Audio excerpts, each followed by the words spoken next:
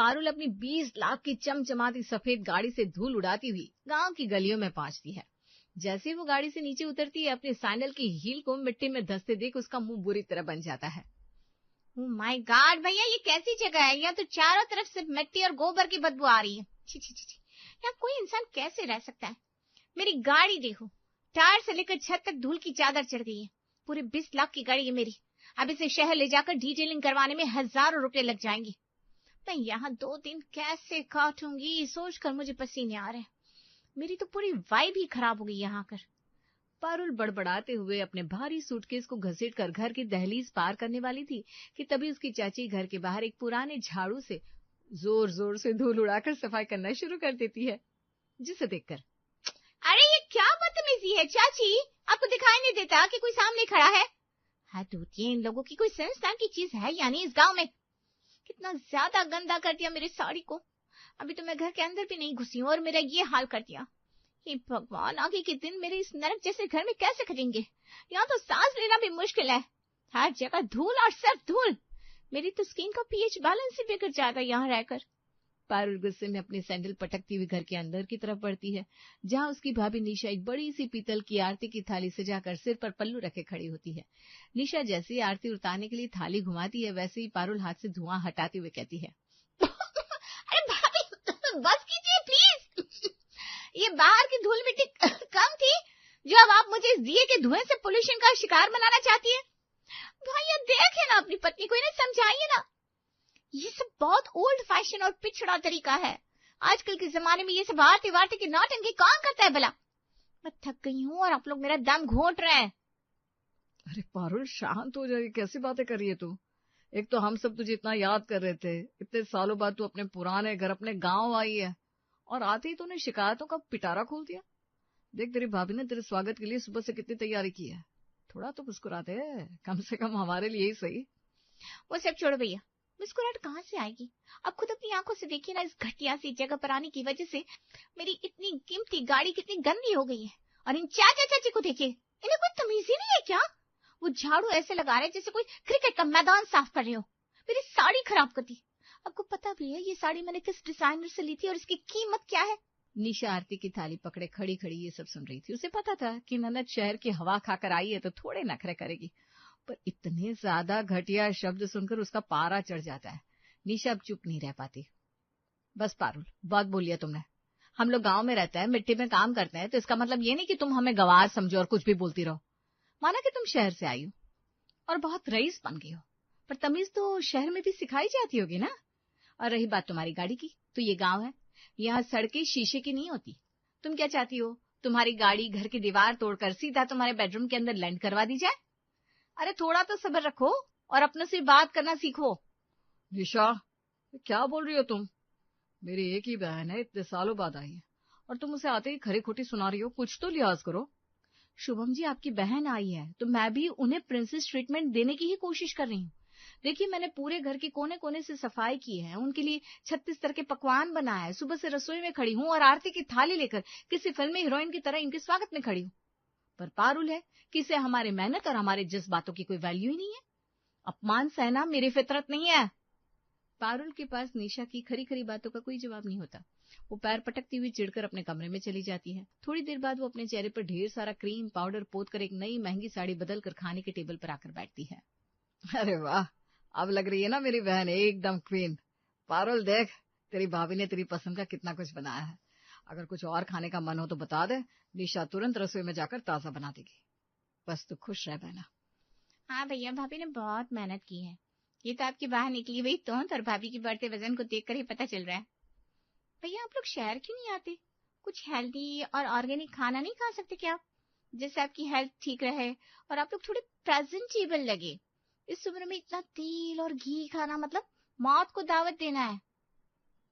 मेरी प्यारी ननद जी, तुम अभी भी सुबह वाली बात का गुस्सा लेकर बैठी हो क्या? चलो अब सब भूल जाओ और देखो मैंने तुम्हारे लिए क्या क्या बनाया है।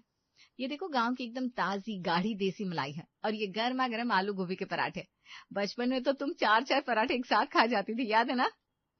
पारुल उन पराठों को ऐसे घूरती है जैसे उनमें से कोई कीड़ा निकलने वाला हो। वो अपनी नाक सिकोड़ती है और भाभी की तरफ देखकर बड़े नखरे से जवाब देती है, ओह माय गॉड भाभी, सीरियसली इसमें कितना ज्यादा ऑयल और घी टपक रहा है। क्या इस घर में एवोकाडो या चिया सीड्स नहीं है? क्या आप लोग किनोआ नहीं खाते? मैं ये तेल से लथपथ पराठे नहीं खा सकती, मेरा कोलेस्ट्रॉल बढ़ जाएगा, मेरी स्किन खराब हो जाएगी और मेरी फिटनेस का तो सत्यानाश हो जाएगा। मुझे अपनी बॉडी का बहुत ख्याल रखना पड़ता है, आपकी तरह नहीं कुछ भी खा लिया। पारुल, ये एवोकाडो जो तुम बोल रही हो ना, ये सब नाम हमने पहली बार सुने हैं।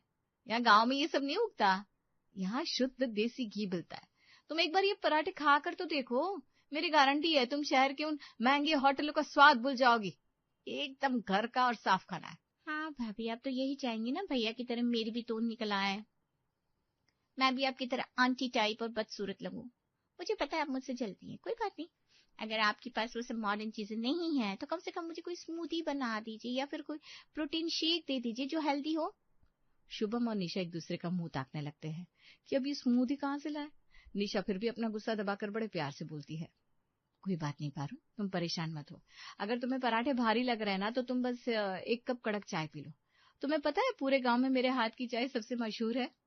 चाय नहीं भाभी, मैं वो दूध वाली चाय बिल्कुल नहीं पी सकती, वो भी इन मोटी मोटी गाय और भैंसों के दूध की। यहाँ की दूध में बहुत ज्यादा फैट होता है। अगर आप मेरे लिए सच में कुछ कर सकती है तो बस एक ब्लैक कॉफी बना दीजिए। और सुनिए भाभी, कॉफी विदाउट शुगर होनी चाहिए और पानी एकदम फिल्टर्ड होना चाहिए। निशा को बहुत गुस्सा आता है कि सुबह से रसोई में खड़ी होकर इतनी मेहनत की और इस लड़की ने चखा तक नहीं, पर वो फिर भी ब्लैक कॉफी बनाकर ले आती है। तभी अचानक पारुल के कमरे से एक डरावनी चीख सुनाई देती है। क्या हुआ पारुल, तू चिल्लाई क्यों? कहीं कुछ काट तो नहीं लिया किसी ने? सब ठीक तो है? भाभी देखिए उस दीवार पर, उस कमरे में इतनी बड़ी छिपकली है। Oh God! मुझे छिपकली से बहुत ज्यादा फोबिया है। आप लोग क्या सफाई का बिल्कुल ध्यान नहीं रखते क्या? कैसे रह लेते हो आप लोग इन जानवरों के बीच में? मुझसे तो यहाँ एक पल भी सुरक्षित महसूस नहीं हो रहा है। अरे पारुल, तू भी ना डरा दिया। गांव का पुराना घर है, खेतों के पास है, यहाँ तो हर घर में छिपकली, मक्खी और कभी कभी मेंढक भी आ जाते हैं। इसमें डरने वाली कोई बड़ी बात नहीं है, वो तुझे कुछ नहीं करेगी, तू बस आराम कर। पता नहीं मुझे यहाँ और क्या क्या भयानक चीजें देखनी पड़ेगी। अच्छा सुनिए भाभी, अब मेरा मूड बहुत खराब हो गया है, मैं नहाने जा रही हूँ। अब जरा मेरे बैग से मेरे डिजाइनर कपड़े निकाल दीजिए और उन्हें बेड पर रख दीजिएगा। पारुल बाथरूम में जाती है और बाल्टी में रखे पानी को उंगली से छूते ही फिर से पूरे घर को सिर पर उठा लेती है। अब ये नया क्या ड्रामा है भाभी? ये पानी इतना हार्ड क्यों लग रहा है? छूने से पता चल रहा है कि इसमें बहुत ज्यादा मिनरल्स और गंदगी है। ये पानी बहुत अजीब और चिपचिपा है। पानी में क्या कमी हो सकती है पारुल, ये सुबह का ताजा पानी है। हमने कुएं से सीधा पाइप का कनेक्शन लिया हुआ है।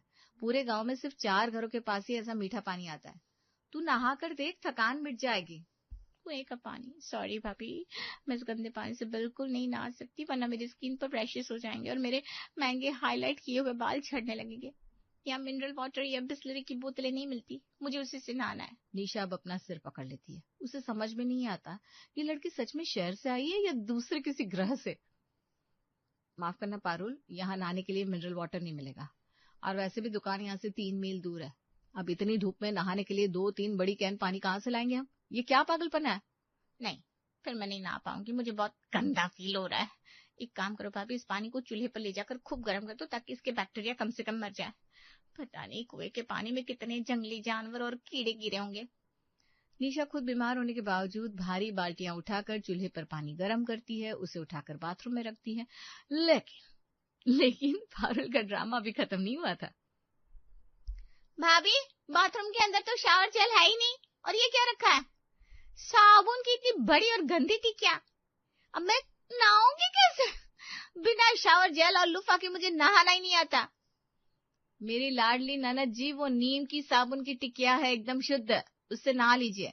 शरीर की सारी गंदगी और बीमारियां दूर हो जाएंगी। गांव में सब इसी से नहाते हैं। छी, मैं उस टिकिया को हाथ भी नहीं लगा सकती। न जाने घर में उसे कौन कौन कहाँ कहाँ रगड़ता होगा। मुझे अपना लग्जरी शावर जेल ही चाहिए भाभी, मैं इस तरह से नहीं नहा पाऊंगी, ये मेरे लिए इम्पॉसिबल है। ठीक है पारुल, तू अभी मत नहा। मैं गांव के किसी लड़के को शहर भेजकर तेरे लिए मिनरल वाटर की कैन और वो शावर जेल मंगवा देती हूँ, और साथ में फेस वॉश भी, क्योंकि तू साबुन से अपना ये चमकीला मुंह तो धोती नहीं होगी। अरे वाह भाभी, अब जाकर आपको थोड़ी थोड़ी अकल आने लगी है कि मुझे क्या क्या चाहिए। आप भी अगर मेरे साथ कुछ दिन शहर चलती ना तो शायद धीरे धीरे सब कुछ सीख जाती, पर क्या करे, शहर वाले आपके साथ एडजस्ट नहीं कर पाएंगे, क्योंकि आप आखिर हो तो गांव की गंवार। निशा को ये गंवार शब्द सुनकर बहुत बुरा लगता है, पर वो शुभम के लिए चुप रहती है। अगले दिन निशा पारुल के पास जाती है और उसे खेतों की सैर कराने की बात करती है। पारुल, चलो आज तुम्हें अपने लहलहाते हुए सरसों के खेत दिखाकर लाती हूँ। शाम का समय है, बहुत सुंदर नजारा होगा और हवा भी ताजी मिलेगी। भाभी क्या घास फूस दिखना, कोई मॉल या अच्छी कैफे वाली जगह नहीं है क्या यहाँ? अच्छा चलो भाभी, खेती दिखा लो। मुझे एक बहुत जरूरी कंटेंट शूट करना है। कंटेंट? क्या तुम खेतों में बाथरूम जाओगी? अरे अब तो हर घर में बढ़िया शौचालय बन गया है पारुल, बाहर जाने की जरूरत नहीं है। और गॉड भाभी, अब कितनी पिछड़ी हो। मुझे खेतों में जाकर रील्स बनानी है ताकि मेरे फॉलोअर्स को लगे कि मैं कितनी डाउन टू अर्थ हूँ। अब मेरे साथ चल रही हो तो मेरे एंगल समझ लेना और मेरी अच्छी अच्छी फोटो भी खींच देना। निशा भारी मन से खेतों में जाती है। पारुल रील बनाने के लिए फोन निकालती है, पर तभी वो देखती है कि फोन की सिग्नल तो गायब है। भाभी ये क्या मजाक है, इतनी दूर इस कीचड़ और मिट्टी में पैदल चलकर आई, मेरी सैंडल खराब हो गई, ये गंदी हवा मेरे फेफड़ों में भर गई है, और यहाँ कर पता चला नेटवर्क ही नहीं है। अब मैं रील कैसे डालूंगी? ओह गॉड, ये कैसा गांव है? पारुल, इसमें इतना परेशान होने वाली क्या बात है? कभी कभी मोबाइल छोड़कर सामने की हरियाली और इस सुकून भरे मौसम का आनंद भी तो लो, आंखें साफ हो जाएगी तेरी। भाभी प्लीज अपनी ये ओल्ड फैशन और ज्ञान वाली बातें बंद करो। जब तक मैं फोटो नहीं डालूंगी तब तक किसी को कैसे पता चलेगा कि मैं विलेज लाइफ एंजॉय कर रही हूँ? खैर आपको क्या पता सोशल मीडिया क्या होता है। मुझे अब और नहीं घूमना, घर चलो। इस तरह पारुल गुस्से में पैर पटकती हुई घर आती है, पर घर पर भी नेटवर्क नहीं था। वो खाट पर मुंह फुलाकर बैठी थी कि तभी शुभम काम से वापस आता है और अपनी बहन को ऐसे उदास देखकर कहता है, और बता छोटी, कैसा रहा खेतों का चक्कर? मजा आया ना? गाँव की ताजी हवा कैसी लगी? भैया यहाँ 5G क्यों नहीं आता? मेरा 3.5 लाख का फोन डिब्बा बन गया है। मेरी विलेज स्टोरी और वो खेतों वाली फोटो कैसे पोस्ट होगी? आप कम से कम घर में हाई स्पीड वाईफाई तो लगवा लेते। अरे छोटे, गांव के अंदर ये सब सुविधा अभी कहाँ पहुंची है, और यहाँ वाईफाई वाला तार बिछाने भी नहीं आता। थोड़ा एडजस्ट कर ले बहन, बस कुछ दिन की बात है। भैया जब से आई हूँ तब से एडजस्ट ही कर रही हूँ, ना खाना ढंग का मिल रहा है, ना नहाने की सुविधा है, और अब ये फोन भी बेकार हो गया।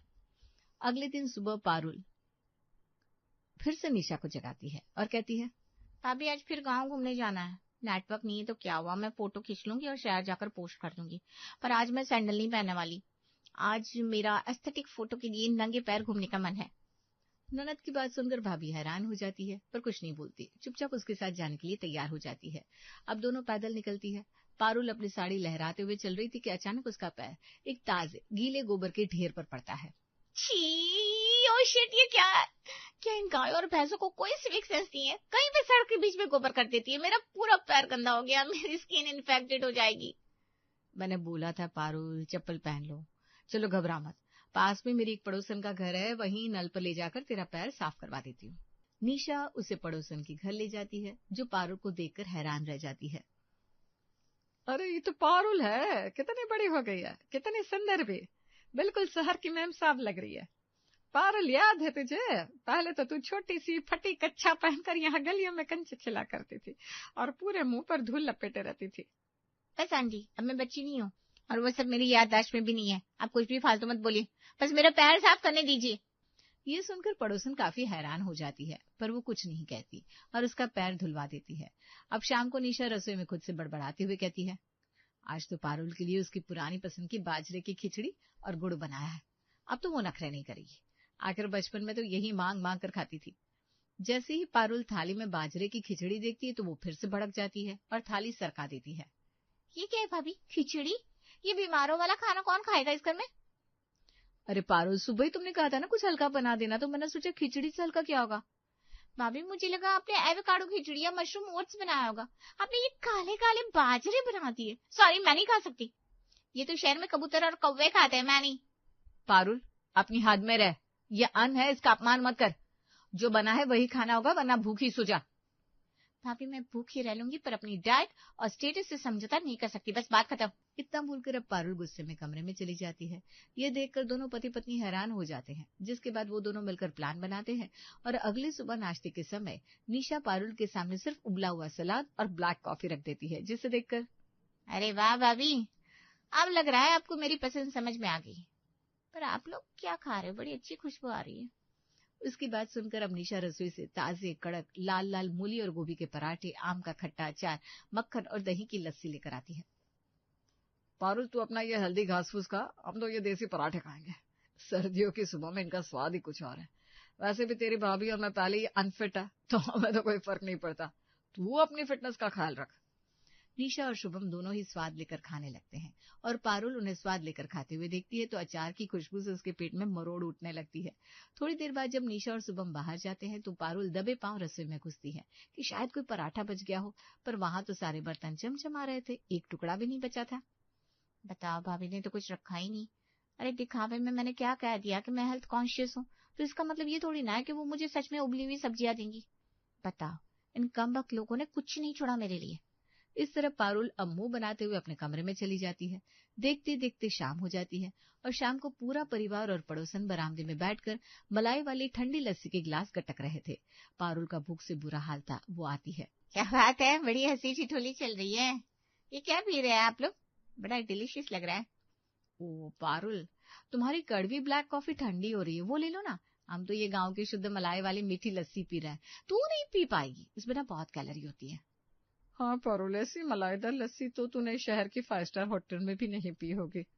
पारुल की भूख और लालच अब बर्दाश्त से बाहर हो जाता है, पर वो कुछ नहीं बोलती। अगली सुबह जब निशा रसोई में फिर से पराठे सेक रही थी तो पारुल रोनी सूरत लेकर वहां पहुंचती है। क्या बना रही है भाभी? बहुत ज्यादा भूख लगी है, रात भर नींद ही नहीं आई भूख से। पारुल, मैं और शुभम तो आलू पनीर के पराठे खाएंगे, पर तू फिक्र मत कर, तेरा बिना स्वाद वाला सलाद और काली कॉफी तैयार है। पारुल अब खुद पर काबू नहीं रख पाती और चिल्लाते हुए कहती है। अरे बस बहुत हुआ भाभी, अब मैं ये और हेल्दी होने का झूठा दिखावा नहीं कर सकती।